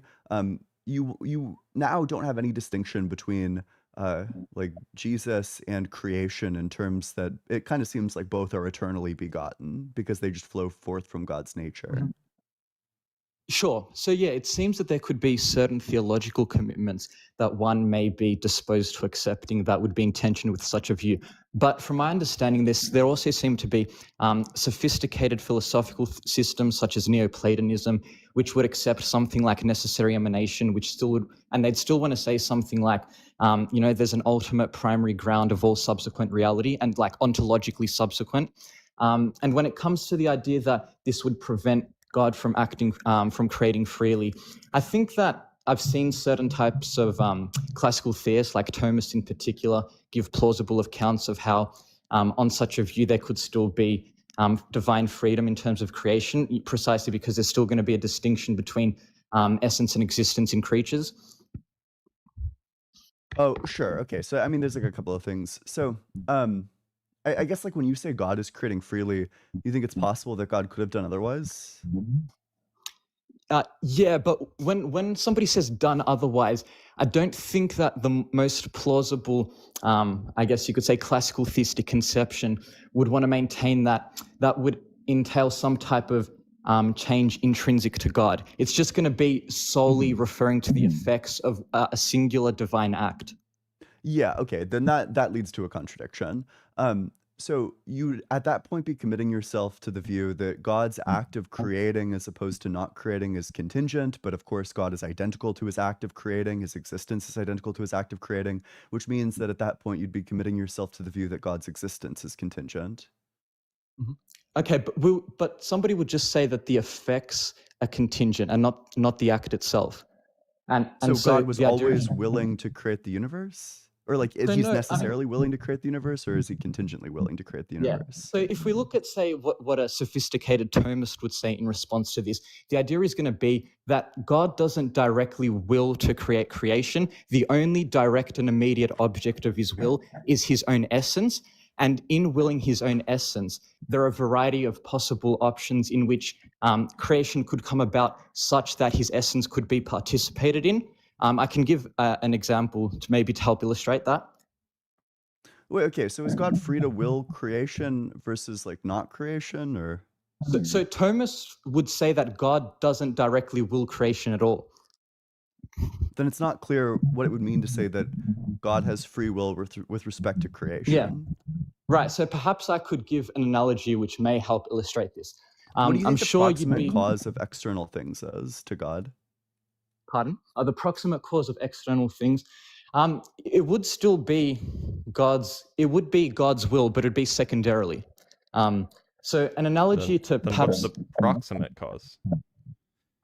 Isn't that what you asked? The proximate cause, or Well, yeah, Like the thing that's You said that it's immediately secondarily. in the causal chain, the thing immediately before that like immediately produces like external things come into existence. What's that? yeah. So no, the proximate cause would be God, but the object of his will would be creation only secondarily. And Is it his act? Is it his will? What is it?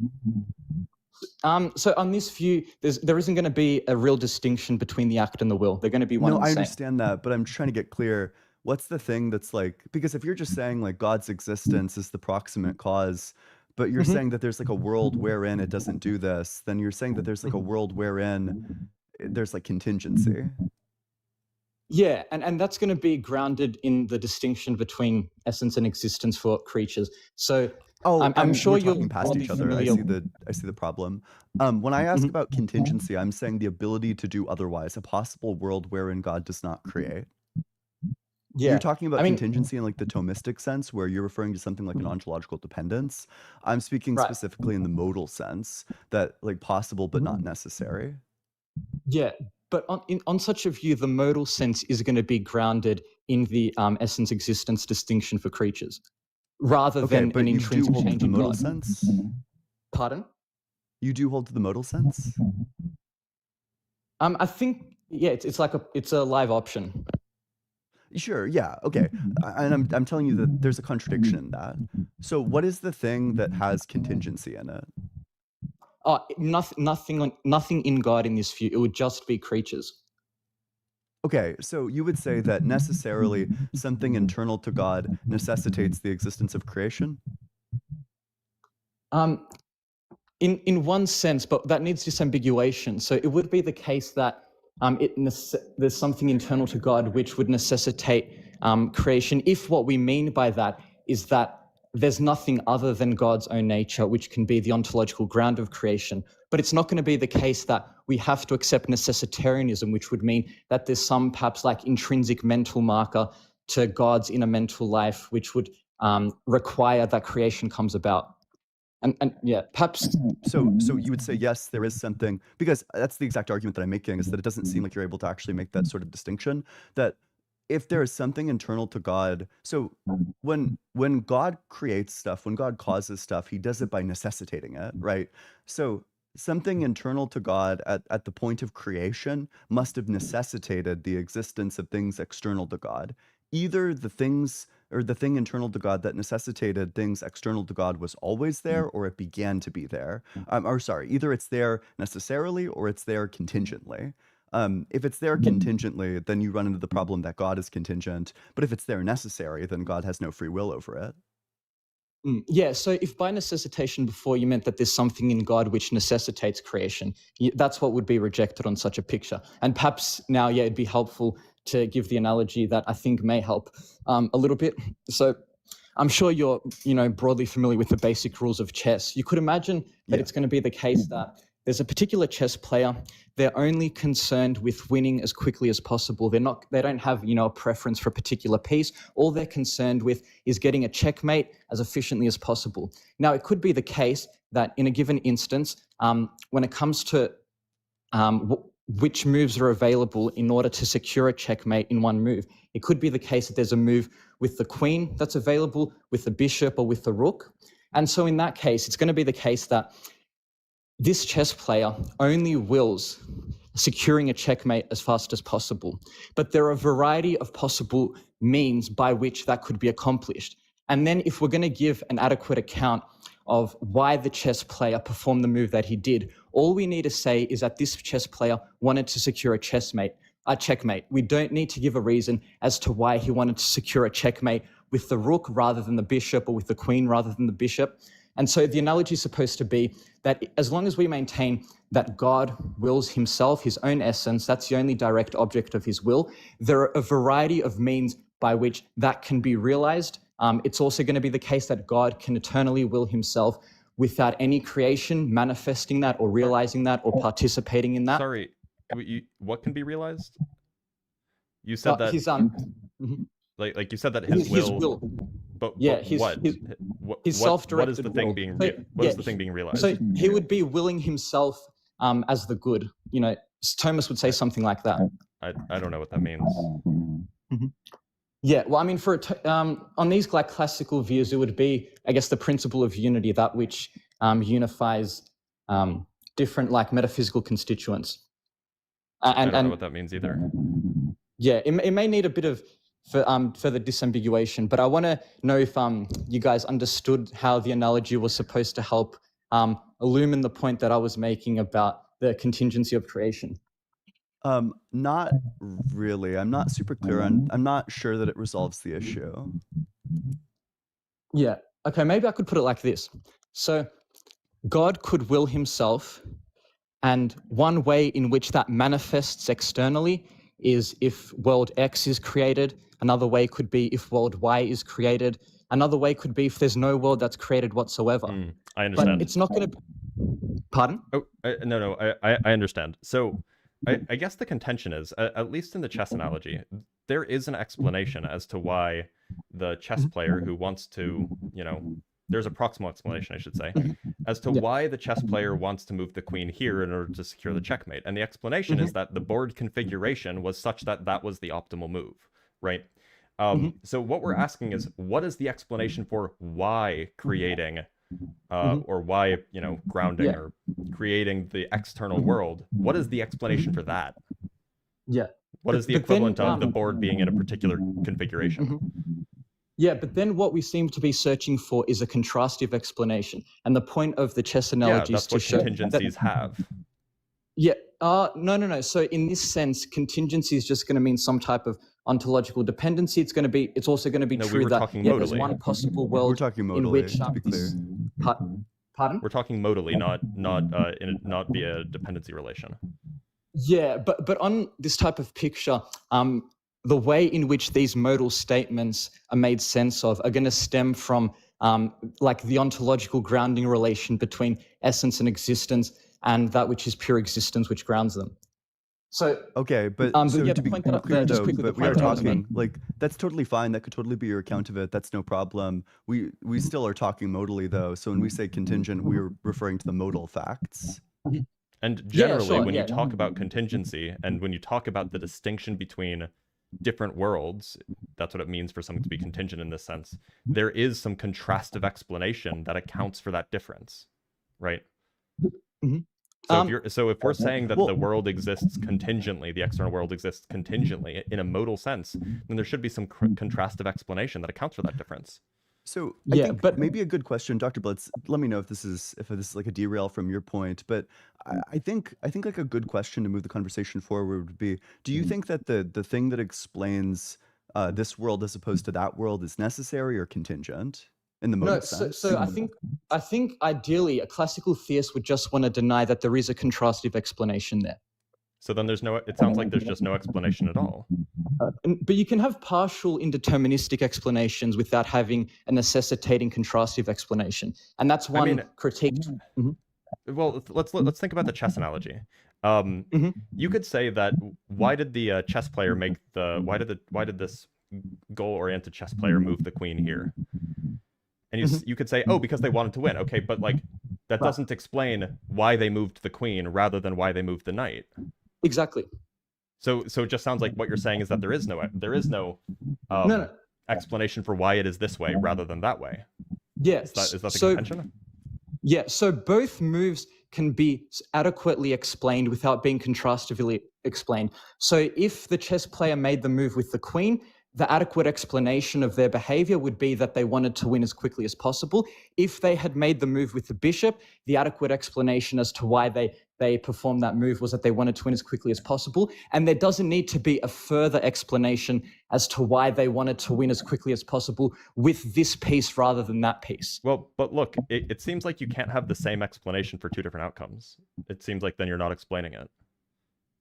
But no, that would just be an indeterministic partial explanation, unless you want to reject that. Meaning that it's not complete, right? Yeah, but you haven't given me a complete accounting accounting as to why the world is this way rather than some other way. Do you think that the fact that it's this world as opposed to some other world is like a probabilistic thing?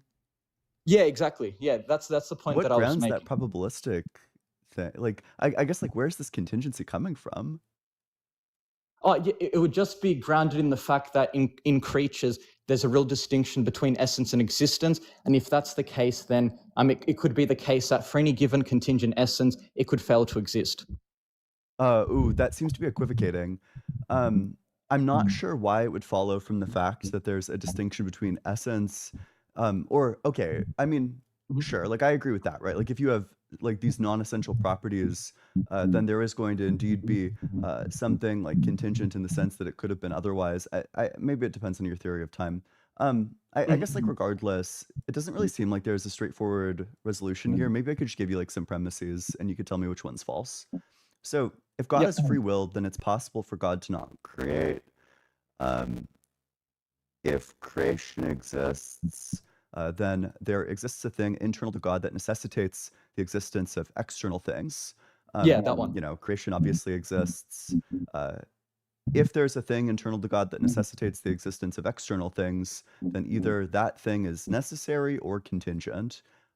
If that thing is contingent, then God has contingency within him. God is contingent. If that thing is necessary, then there is no free will because external things are necessitated. Yeah, so I'd reject the second premise that there has to be something intrinsic to God which would necessitate creation. Perhaps If it was external if you to want to. him, if it was external to him, So then it there's would be a just going to part of be the external there's going to be things. no fact neither internal nor external to God which would necessitate him to create. Okay, so when God takes an action, when God acts to do something, necessarily does the effect happen? When God wouldn't act to do things, only in like a loose metaphorical sense. Yeah. Well, presumably, all of the ways that we're talking about God under the Thomist view are metaphorical. Yeah. Yeah. So Generally, yeah. I'm just talking about like God's like act, like the proximate cause of external things. Sure. Sure. So is there, when creation comes into existence, is the explanation for that something internal to God necessitated it to exist? No, and then I don't think we'd want to say that creation comes into existence, depending upon what exactly is meant, because that could be interpreted to suggest that there was some, I guess, state in which God existed alone atemporally, and there was a time in which there was no creation, and then at a later temporal stage, creation began to exist. And that's not an account of creation that plausible classical theistic models would want to commit themselves to. Well, I agree with that. I think that there's like the obvious contradictions that I usually run with models like that, with the pre-creation moment. But I mean, even with your model, are you okay? It sounds like you're saying that there's something internal to God that just probabilistically disposes creation to coming into existence. Is it possible that God is identical, literally nothing different about him, and then creation just fails to exist? Yeah. What explains the fact that it exists as opposed to not existing? There isn't going to be a contrastive explanation. The best type of explanation that we could give is one of ontological grounding. And perhaps this is where we should perhaps pause the conversation, because there's probably a lot to get into. And like I said, I do have to go to sleep soon. If you wanted to ask me like a couple of brief questions relating to that, I'd be happy to engage for a couple of minutes further. But otherwise, yeah, if we could continue the conversation another time, that would probably be ideal. Yeah. Yeah, That's let me give you a probably- follow. I'd love to talk to you more about this. One thing I that don't I know, would really like to enjoyed the ask is, conversation. Peter, do you hold these views, or is this merely like, Yeah. because you keep So- saying, you keep saying the sophisticated Thomist would say, the sophisticated theologian would say. I'm Yeah. just curious if you hold these views yourself. No, sure. So like I said at the start, I mean, these are live options for me. I'm broadly some type of agnostic. I guess I lean towards some type of theism, but I just wanted to still man the theistic position. Okay. Yeah. All right. Well, Peter, we are going to let you go. You guys can continue this conversation at a later date. You can always come back up again here at a later date as well. Sure. Yeah. But yeah, we have a few guests that we want to bring on. So thanks for being Yeah. here, Peter. Thank you very much for having me on. I enjoyed the conversation. Yeah, us too. All right, we have some super chats to read, and then we'll bring on our next guest. Our next guest is Brian. So from Eat Some Shorts with the $5, Ian just got raptured. This, by the way, this is an old super chat. This is from like 45 minutes ago. So Yeah, I had to turn on the VPN. Yep. From Rufinus of Aquileia. I tried, okay. With the $5, is there a center to the universe? Sorry, is there a center to the Big Bang universe, a point in space, or did it bloop into existence, everything everywhere all at once? Well, it's not clear that the Big Bang was the beginning. But even if the Big Bang was the beginning, the point is it happened everywhere. Because it was all of space. There wasn't space outside of space, and it wasn't centered. It wasn't at a location within a larger space. It was all of space entirety. That's the idea. From the Knights Who Say Knee with the $2, Blitz just said Justin is below you. For shame. Sorry, below him. Justin is only virtually below me. Justin is my equal in all things. From Relax with Russell again with the $10, which is, it's always good to see you. Much love to that last caller. I remember losing my faith and it was not fun. I held on for a while as an agnostic theist, but then I saw Ken Ham debate Bill Nye and fell down a rabbit hole. Yep, that'll happen. That happens to a lot of people. I think that this was directed at the woman who left Islam. A few more super chats, Brian. Just hold on tight. From Lost in FRP with the 110 Turkish lira. Overuse of ChatGPT and Vocal Fry will be the end of humanity. I don't know, guys. Vocal Fry is That's a a way personal of shot. speaking. Yeah, I mean, It is. And like there are some parts of the world, some parts of the United States in particular, where vocal fry is just the way that people talk. And so I don't know. Maybe we shouldn't hate on it too much. Also, not everyone can help it. Exactly. From Haseklas with the 200 Swedish kroner. I think that you should have a rule that no one can state the second law of thermodynamics without first stating the definition of entropy. I agree. I was about to do that, but then he kind of dodged the second law of thermodynamics conversation anyway. From Steve Gear with the $5. Justin, did you sleep in that hoodie? Hashtag rock hard for Doug. No, I actually keep it on the chair. I have a second chair in my office. I keep it on the second chair and I just put it on. My office is a couple degrees colder than the rest of the house. The chair drobe. I'm familiar. Mm-hmm. From the Knights Who Say Knee again with the $5. Don't want to seem contentious, but how is making fun of a religion that's okay with marrying kids bad? Shame them out of existence, I say. Well, I don't think that, okay, you can definitely get like really weird about it, you know?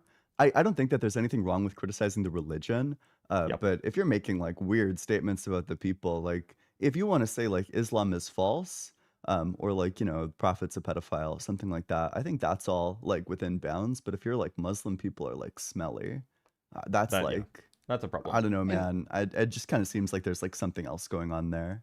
The prior comment too did seem to include some racial undertones that we don't need. Yeah. From Daniel Cousino with the 7 or nearly 7 Canuck bucks. Just wanted to say hail Satan. Also, unrelated question for all three of y'all. What are your favorite Star Trek series? They are uninformed buffoons, but my favorite is Deep Space Nine. True. I thought the Clone Wars was pretty good.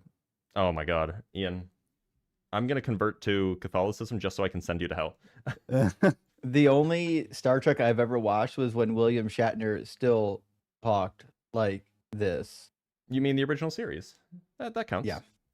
And last super chat for now, from Nikubito Bence with the $5. If an immortal had a typewriter, it would produce gibberish most of the time, but as time passes, they will inevitably produce Shakespeare. That's the idea. That was with regard to, you know, this idea that the full possibility space will be explored. Now, we do have some more super chats, but we will read those after this next guest. We have a next guest named Brian. Brian, how's it going?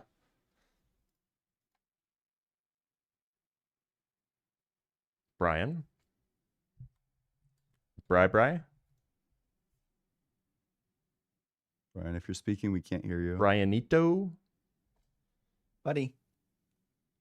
Speak now or forever hold your peace. I'll have to let you go.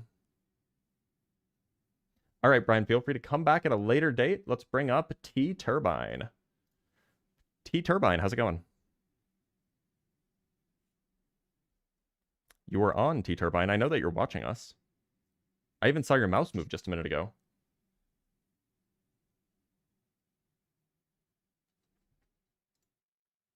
T-Turbine? Wow.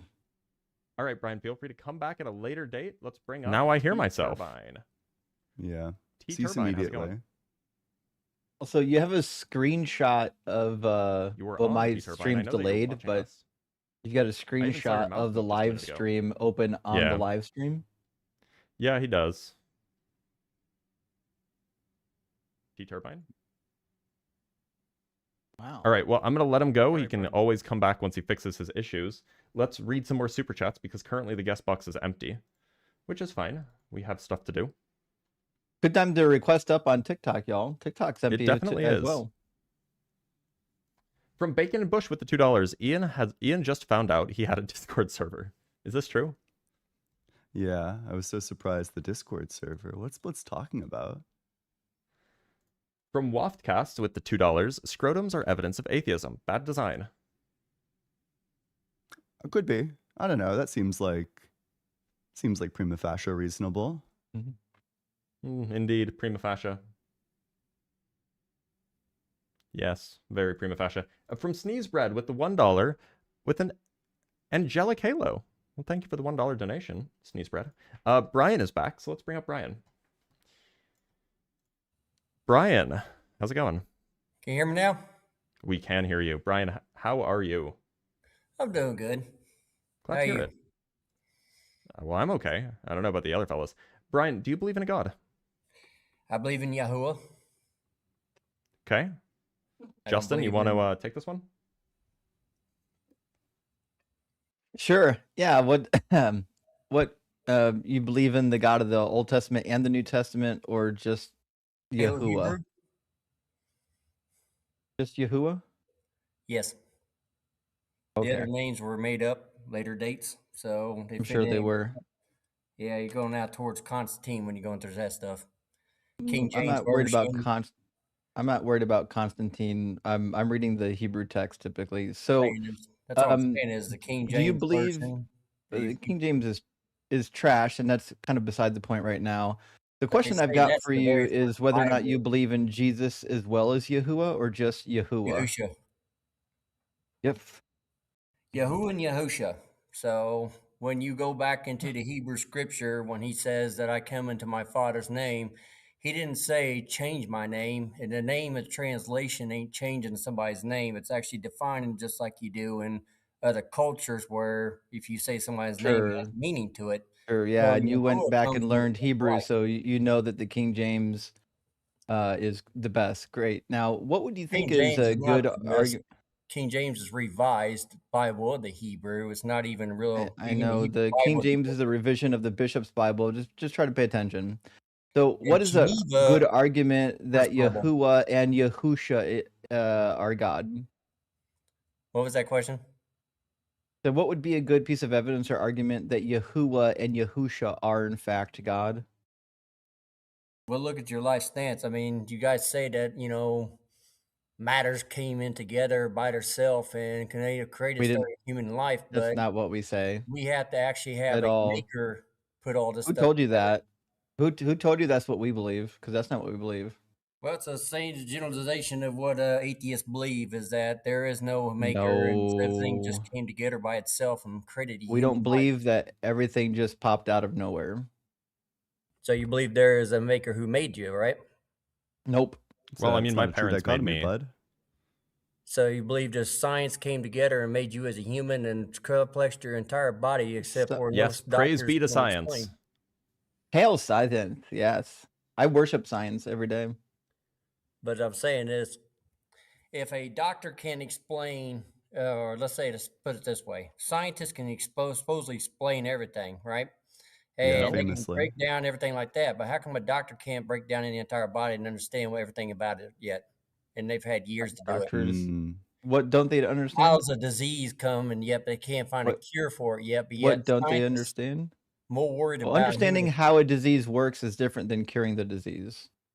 So Well, what you're trying to say is because humans don't know literally everything, there must be a God, but that's not what a I'm valid saying Yeah. is, argument. you You go know, off God, So of it turns you out know, that the God of humans the don't know Bible, everything. God of the Bible famously has a really good track record when it comes to medical facts. I'm sure Justin would love to tell you about that. yeah. Well, the Yeah, scriptures that say does that bring up a science good and point. scientists Do you think that the God of the Bible should know anatomy? should he credited you? Why would he need to learn about it? Well, because That Ian makes no brings up a good sense. point, which is in Deuteronomy 22, there's a really interesting anatomy fact that God doesn't know. Really, Yeah, you want to read it with me? because he says very clearly he knows everything about you because he credited you. He That's knew the you before problem, you was in Well, bud. the womb. Yeah. yeah, you nailed it. You want to read Deuteronomy with us? Yeah, read Deuteronomy and Paleo Hebrew. Well, we don't have Deuteronomy in Paleo Hebrew, and you can't read Paleo Hebrew, so it's not. You That's don't what I'm even saying know. is that your basis You don't even argument know. is you know that You Paleo don't even Hebrew is know. the first You don't language, even right? know modern Hebrew. The modern So Hebrew is this is another revised scripture of the original Bible. the. So We you don't can't have. go around telling We don't people you know have the everything about your Heavenly entire Father if Bible you don't in understand all Paleo that. Hebrew. We do have the Samaritan version that's preserved, theoretically preserved in Paleo Hebrew. But since you don't know Hebrew and neither does the Cipher? audience, I'm not going to be reading for you in Hebrew or Paleo Hebrew. So let's read it in English since we're all speaking English. In verse 13, it says, suppose a man marries a woman, but after going into her dislikes her and makes up charges against her, slandering her by saying, I married this woman, but when I lay with her, I did not find evidence of her virginity. So we'll pause there. What evidence do you think this gentleman would have been looking for? Oh, I'm sure that there's a thing called when you I'm sure I don't know about you guys, but yeah, growing up in my neighborhood, it was you popped a cherry. If you don't pop that cherry, I mean she's not a virgin. I Sure, mean that's that's what you the think, most huh? simplest thing in the world, but we knew growing up. But Yeah, it does. It connectors. does sound simple. So we'll keep reading. Verse 15 says, "The father of the young woman and her mother shall then submit the evidence of the young woman's virginity to the elders of the city at the gate. Father of the young woman shall then say to the elders, I gave my daughter in marriage to this man, but he dislikes her, and now he's made up charges against her, saying that I didn't find evidence of your daughter's virginity. However, here is the evidence of my daughter's virginity. Then they shall spread out the cloth before the elders of the town." Okay, so the evidence of the woman's virginity, then you would understand, is whether or not she bled on the marital sheet, right? Okay. Now, if it turns out that there's blood on the sheet, the man was lying and he has to pay a fine. If it turns out that there's no blood on that sheet, it says, if, however, the charge is true that evidence of the young woman's virginity was not found, then they shall bring the young woman out to the entrance of her father's house, and the men of her town shall stone her to death, because she committed a disgraceful act in Israel by prostituting herself in her father's house. So you must purge the evil from your midst. So, just to be clear, we're all in agreement here that if this young woman doesn't bleed on the sheet when she consummates the marriage, it means she's not a virgin and she will get stoned, right? Yeah. Okay. Are you aware that not all women bleed their first time? In fact, it's less than half. No. Oh, that's just a fact. I'm kind of confused where this gets into the fact as if our You Heavenly are. Father is real or not, because that's rules that were put out Well, on Why the does he earth. well, yeah, why does God get the fact wrong? Like why isn't God familiar with anatomy?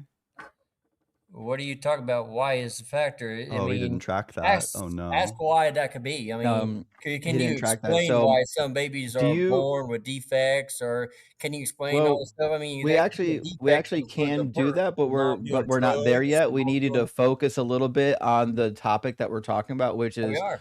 God So you isn't have to go aware into. that I don't women know don't your always anatomy bleed you're their talking first about. time.